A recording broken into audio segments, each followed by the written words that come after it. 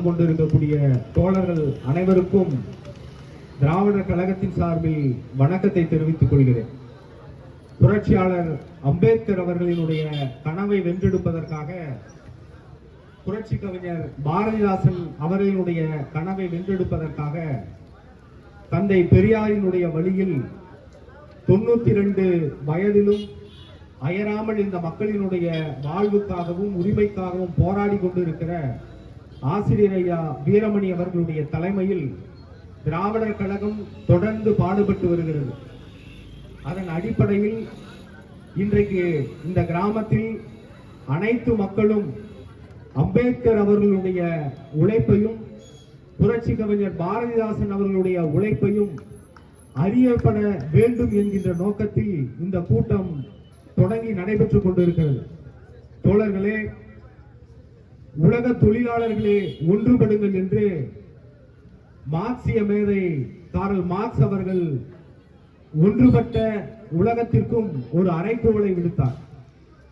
உலகத்தில் இருக்கக்கூடிய 193 நாடுகளில் இந்தியா போன்ற மிக கேவலமான கட்டமைப்பு கொண்ட ஒரு நாடு வேறு எங்கும் இல்லை.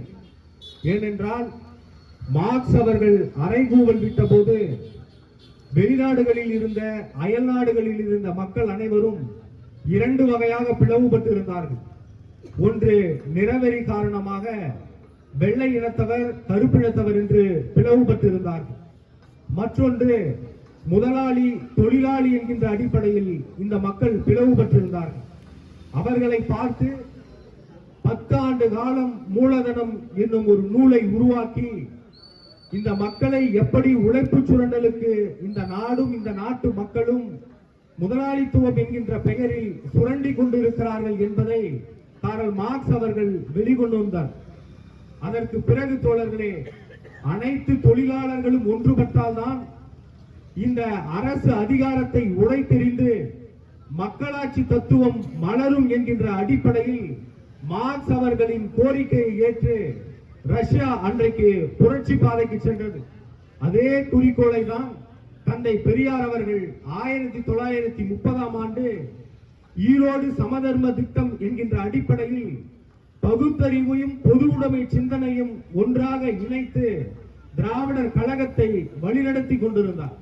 அதற்கு பிறகு தந்தை பெரியார் பேசியதை, தந்தை பெரியார் எழுதியதை, திராவிடர் கழகம் தீட்டிய அனைத்து தீர்மானங்களையும் தன்னுடைய கவிதைகள் மூலமாக வடித்து கொடுத்த திராவிட கவிஞர், மகா கவிக்கெல்லாம் மகா கவியாக இருக்கக்கூடிய புரட்சி கவிஞர் பாரதிதாசன் அவர்கள் திராவிடர் கழகத்தினுடைய கொள்கைகளையும் சமத்துவத்தையும் பொது உடைமை சிந்தனையையும் சாதி மறுப்பையும் மத மறுப்பையும் தொடர்ச்சியாக இந்த மக்களுக்கு எடுத்து சொன்னார்.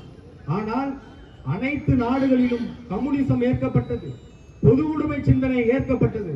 ஆனால் இந்தியாவில் தோழர்களே, நான் சொல்லிய அந்த 2 பிரச்சனைகளும் இந்தியாவில் தலைகீழாக இருந்தது.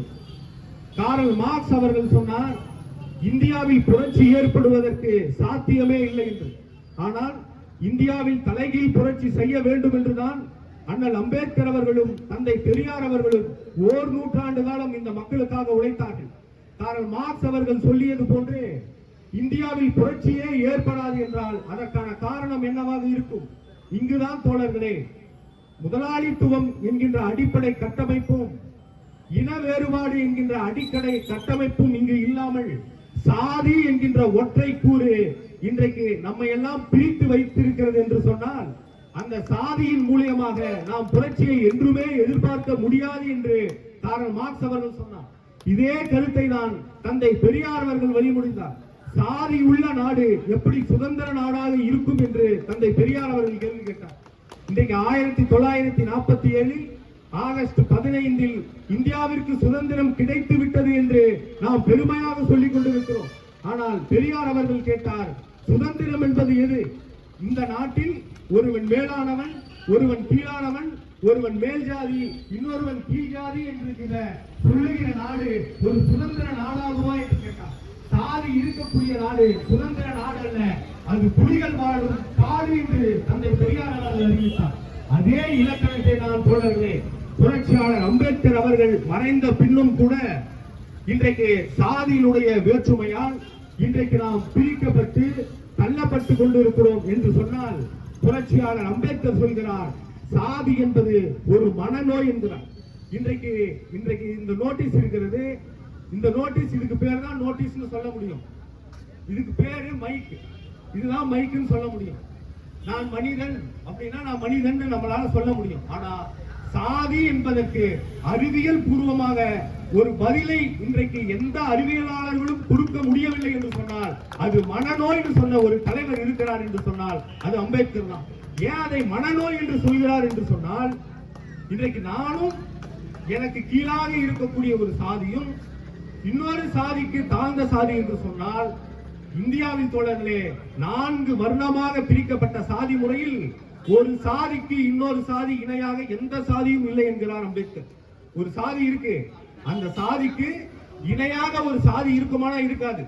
அப்ப எப்படி இருக்குன்னா, இருக்கிற சாதிகளை வகைப்படுத்தப்படும் போது இந்தியாவில் 6000 சாதிகள் இருக்கிறது என்று அம்பேத்கர் கூறுகிறார். ஒரு 6000 சாதியை வைத்துக் கொண்டு 6000 இனக்குழுக்களாக மக்களை பிரித்து 6000 குழுக்களாக பிரித்து வைத்து இருக்கிற ஒரு நாட்டில் புரட்சி நடக்கும் என்று சொன்னால் அது சாதியை ஒழித்தால் மட்டும்தான் என்பது புரட்சியாளர் அம்பேத்கருடைய அடிப்படை கருத்து. ஏனென்றால் இந்த 6000 சாதியும் ஒன்றிற்கு கீழாக ஒன்று அடுக்கப்பட்டுள்ளது. அந்த ஒன்றிற்கு கீழாக ஒன்று அடுக்கப்பட்டதுடைய நோக்கம் என்னன்னா, இன்னைக்கு நானும் தோழரும் இன்றைக்கு மேடையில் உட்கார்ந்து இருக்கோம். இது 100 ஆண்டுக்கு முன்னாடி இது நடந்ததா? இங்க புத்தகம் பரிமாறி கொள்ளப்பட்டது, மற்ற இடங்களில் சால்வைகள் பரிமாறி கொள்ளப்படும். ஆனால் திராவிடர் கழக கூட்டங்களில் புத்தக வெளியீடு என்பதும் புத்தகங்கள் பரிமாறிக் கொள்வது என்பதும் அறிவை வளர்ப்பதற்கும் நம் பகுத்தறிவு சிந்தனையை தூண்டுவதற்குமாகத்தான் இருக்கும். அந்த வகையில் இன்றைக்கு புத்தகங்கள் வழங்கப்பட்டது. இன்றைக்கு தோழர் பக்கம் இருக்கக்கூடிய அமர்ந்திருக்கக்கூடிய தோழர் அவர் என்ன சாதின்னு அவருக்கு தெரியாது. அவர் கருப்பு சட்டை அணிஞ்சிருக்காரு. கருப்பு சட்டை அணிஞ்ச சாதியினுடைய பக்கத்தில் ஒரு வெள்ளை சட்டைக்காரர் இருக்காரு. அவரு என்ன சாதின்றது அவருக்கு கவலை இல்லை. இப்படி 100 ஆண்டுகளுக்கு முன்னால் இந்த சமூகம் இருந்திருக்குமா என்று சொன்னால், தோழர்களே, நீதி கட்சி என்கின்ற ஒரு அமைப்பு தோன்றுவதற்கு முன்பு வரை பஸ்ஸில் பயணிப்பதற்கு சூத்திரர்களுக்கு இடமில்லை என்று சொல்லி வைத்த நாடுதான் இந்த இந்தியா. சூத்திரர்களுக்கு பேருந்தில் பயணம் செல்ல அனுமதி இல்லை என்பதை மாற்றி காட்டியது நீதி கட்சி. நீதி கட்சியினுடைய தொடர்ச்சி தான் இன்றைக்கு தந்தை பெரியார், பிறகு பேரறிஞர் அண்ணா என்று வழிநெடுகளும் டாக்டர் கலைஞர் வரைக்கும், இன்றைக்கு தளபதி மு.க. ஸ்டாலின் அவர்கள் வரைக்கும் நீதி கட்சியை அடிப்படையாக கொண்டு சாதி ஒழிப்பிலும் சமூக நீதியிலும் இந்த மக்களுக்கு இடஒதுக்கீடு கிடைக்கப்பட வேண்டும். இடஒதுக்கீட்டின் மூலியமாக கல்வியிலும் வேலைவாய்ப்பிலும் உயர் படிப்புகளுக்கு செல்ல வேண்டும் என்று 1 நூற்றாண்டு காலம் இந்த திராவிட இயக்கம் இந்த மண்ணில் பாடுபட்டுக் கொண்டிருக்கிறது என்று சொன்னால் அதற்கு அடிப்படை காரணம் புரட்சியாளர் அம்பேத்கரும் தந்தை பெரியாரும் என்பதை நாம் மனதில் வைத்துக் கொள்ள வேண்டும்.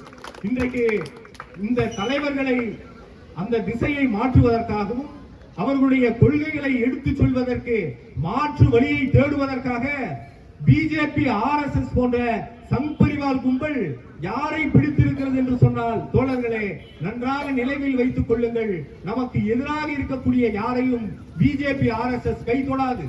நம் அருகில் இருக்கக்கூடியவர்களை வைத்துதான் நம் கண்ணை குற்றுவார்கள். அப்படிதான் இன்றைக்கு நடிகர்களையும் புதிய புதிய அரசியல் தலைவர்களையும் தமிழ்நாட்டில் இறக்குமதி செய்து 40க்கு 40 தொகுதிகளிலும் வென்று திராவிட மாடல் ஆட்சியினுடைய நாடாளுமன்ற உறுப்பினர்கள் டெல்லியில் கேட்கக்கூடிய கேள்விக்கு அமித்ஷாவும் மோடியும் பின்வாசல் வழியாக செல்கிறார்கள் என்று சொன்னால் இது நம்முடைய உரிமை பிரச்சனை என்பதை நாம் மனதில் கொள்ள வேண்டும்.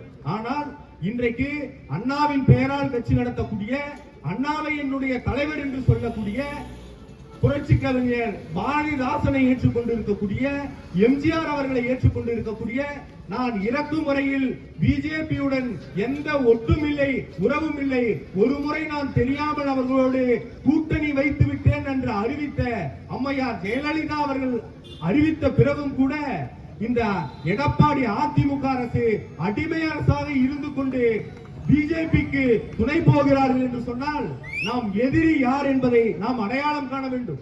நம் எதிரி யார் என்பதை ஏன் அடையாளம் காண வேண்டும் என்று சொன்னால், இன்றைக்கு தமிழ்நாட்டில் 69% இடஒதுக்கீடு இருக்கிறது. இந்த 69% இடஒதுக்கீட்டில் பெரும்பான்மையான மக்கள் என்ன நினைக்கிறோம்னா, எஸ்சி எஸ்டிக்கு மட்டும்தான் இடஒதுக்கீடு இருக்கு, அவங்க மட்டும்தான் 19% இடஒதுக்கீடு பெறுகிறார்கள்.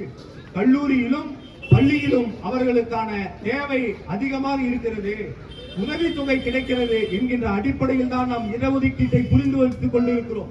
ஆனால் தோழர்களே, தமிழ்நாட்டில் மட்டும்தான் இந்தியாவிலே எங்கும் இல்லாத அளவிற்கு 69% இடஒதுக்கீடு இருக்கிறது. இந்த 69% இடஒதுக்கீட்டில் அது என்ன கணக்குனா 100 பேர் நம்ம தோழர்கள் இருக்காங்கன்னா பார்ப்பனர் தவிர அதுல 69 பேர் பள்ளியிலும் வேலை வாய்ப்புக்கும் உள்ளே செல்வதற்கான இடஒதுக்கீடு. இது யார் யாருக்கு இருக்குன்னா பிசி எம்பிசி 2 பேருக்கும் சேர்ந்து 50%, பிசிக்கு 30%, எம்பிசிக்கு 20%, எஸ்சி எஸ்டிக்கு 19%. இப்போ இந்த கணக்கு அடிப்படையில் பார்த்தா அதிகமா இடஒதுக்கீடு பெறுபவர்களுடைய எண்ணிக்கை பிசி, அடுத்தது எம்பிசி, அடுத்தது எஸ்சி எஸ்டி. ஆனா இந்த மக்கள் என்ன இடஒதுக்கீட்டுக்கான புரிதல் இவங்களுக்கு என்ன இருக்குன்னா எஸ்சி எஸ்டி மட்டும்தான் இடஒதுக்கீடு வாங்குறாங்க, பிசிக்கும் எம்பிசிக்கும் சம்மதம் இல்ல, அதனால அவங்களுடைய போராட்டத்தை அவர்கள் முன்னெடுத்துக் கொள்வார்கள் என்பதாக இந்த மக்கள் நினைத்துக் கொண்டிருக்கிறார்கள். ஆனால் தோழர்களே, உண்மையில் அடிப்படையில் என்ன நிகழ்ந்தது என்றால் இந்த இடஒதுக்கீட்டு பிரச்சனையை புரட்சியாளர் அம்பேத்கர் அவர்கள் நாடாளுமன்றத்தில் சட்டமாக வைக்கப்பட்ட போது அந்த இடஒதுக்கீடு மக்கள் தொகை அடிப்படையில் தமிழ்நாட்டில் 30% பிசி மக்கள் இருக்கிறார்கள், 20% எம்பிசி மக்கள் இருக்கிறார்கள், தாழ்த்தப்பட்ட மக்கள் 19% இருக்கிறார்கள். இவர்களை வகைப்படுத்தி இதுவரையில் கல்வியிலும் வேலை வாய்ப்பிலும் அனுபவிக்காத மக்களை கல்விக்கும் வேலை வாய்ப்புக்கும் உள்ளே கொண்டு போக வேண்டும் என்பதுதான் இடஒதுக்கீட்டின் நோக்கம். அந்த இடஒதுக்கீட்டை அம்பேத்கர் அனைத்து மக்களுக்கும் கொண்டு வந்த போது அதை எதிர்த்தது பிஜேபி என்பதை நீங்கள் நினைவில் கொள்ள வேண்டும். ஏதோ எஸ்சி எஸ்டிக்கு மட்டுமான இடஒதுக்கீட்டை பிஜேபி எதிர்க்கல, எம்பிசிக்கான இடஒதுக்கீட்டை மட்டும் பிஜேபி எதிர்க்கல, பிசிக்கான இடஒதுக்கீட்டை மட்டும் பிஜேபி எதிர்க்கல. ஒட்டுமொத்த இடஒதுக்கீடும் இருக்கக்கூடாது, பார்ப்பனர்கள் மட்டும்தான் படிக்க வேண்டும், பார்ப்பனர் அல்லாத மக்கள் படிக்கவே கூடாது என்பதை கங்கணம் கட்டிக்கொண்டு விபி சிங் ஆட்சி வந்தது. மண்டல் கமிஷனை நிறைவேற்றினார், அதன் மூலியமாக 50% இடஒதுக்கீடு கிடைத்தது. இன்னைக்கு நாம் யாரை நினைச்சு பார்க்கணும், யாரை பாராட்டணும், எந்த சம்மதமும் இல்லாத இன்றைக்கு புதுதாக முளைத்திருக்கக்கூடிய புதிய தலைவர்களை நம்முடைய தலைவர்களாக தேர்ந்தெடுத்து கொண்டாடி கொண்டிருக்கிற இந்த சமூகம் இடஒதுக்கீட்டின்படி பள்ளியிலும் கல்வியிலும் வேலை வாய்ப்பிலும் நமக்கு இடஒதுக்கீடு வேண்டும் என்று சொன்ன தந்தை பெரியார் அவர்கள் 1951ஆம் ஆண்டு முதலாக சட்டம் அமல்படுத்தப்பட்ட ஓராண்டில் பிற்படுத்தப்பட்ட மக்களுக்கு இடஒதுக்கீடு வேண்டும் என்பதற்காக தோழர்களே இந்தியா முழுமைக்கும் அந்த சட்டத்தை தன்னுடைய போராட்டத்தின் மூலமாக மாற்றி காட்டினார். அந்த போராட்ட வலிமைதான் பிற்படுத்தப்பட்ட மக்களுக்கு வேலை வாய்ப்பில் இடஒதுக்கீட்டை வாங்கி கொடுத்தது. அது திராவிடர் கழகத்தினுடைய பணி, தந்தை பெரியார் முன்னெடுத்த போராட்டம்.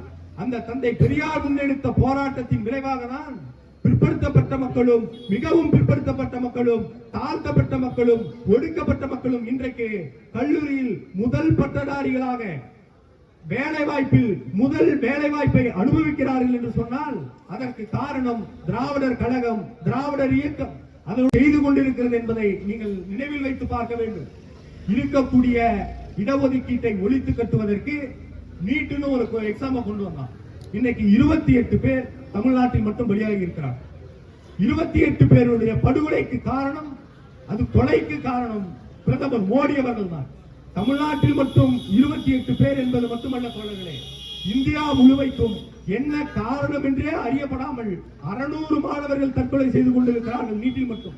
இந்த 600 மாணவர்களுடைய கொலைக்கும் பிஜேபி அரசும் மோடி அரசும் அமித்ஷா அரசும் தான் காரணம். ஆனா அன்னைக்கு நீட்டை கொண்டு வருவதற்கு யாரும் உடந்தையாக இருந்தது? தமிழ்நாட்டில் கலைஞர் என்று பொய் சொல்லிக் கொண்டிருக்கிறார்கள். ஆனால் நீட்டை கொண்டு வந்ததற்கு காரணமாக இருந்தது எடப்பாடி பழனிசாமி என்பதை நாம் நினைவில் வைத்துக் கொள்ள வேண்டும்.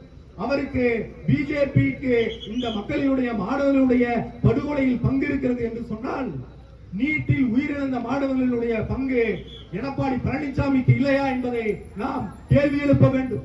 அது மட்டுமில்லை தோழர்களே, புதிய கல்விக் கொள்கை என்கின்ற ஒரு கொள்கையை கொண்டு வந்து அது என்ன சிறப்பம்சம்னா அவங்க உங்க குலத்தொழில அவங்க ஜாதி தொழில அவங்க தொடர்ச்சியா செய்யணும்.